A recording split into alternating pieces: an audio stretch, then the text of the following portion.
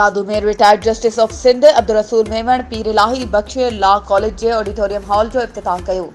तकरीब में सेशन जज दादू मोहम्मद मुराद मेमण अगुणो सीनियर वजीर तालीम पीर मजहरुल हक अगुणो MPA बैरिस्टर पीर मुजीबुल हक पीर इलाही बख्श लॉ कॉलेज दादू जो प्रिंसिपल शफी मोहम्मद मेमण मैडम ज़ेबा विघियो वकील कानून जे शागिर्दनि शिरकत कई।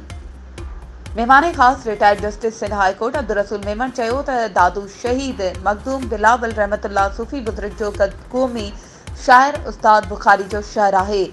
हिंदुस्तान जे मशहूर अकबर बादशाह जी घरवारी भी दादू जी हुई। हिन मरहूम पीर इलाही बख्श ते ॻाल्हाईंदे चयो त पीर इलाही बख्श पाकिस्तान ठाहिण वारी तक़रीब में क़ुरान पाक जी तलावत करण जी सादत हासिल कई ऐं पाकिस्तान के दुनिया जे नठे ते अचण ते मुबारकबाद खुशामदीद कयो। कायदे आज़म मोहम्मद अली जनाब पीर इलाही बख्श के वज़ीर आला सिंध मुक़रर कयो पर पीर साहब तालीम के आम कयो। पीर इलाही बख्श अलीगढ़ यूनिवर्सिटी में सिंधी एसोसिएशन जो सदर मुक़रर थियो। सिंध मुस्लिम लॉ कॉलेज जो क़याम पीर साहब कयो। सिंध यूनिवर्सिटी जे क़याम जो बिल पेश कयो ऐं सिंध यूनिवर्सिटी वजूद में आई।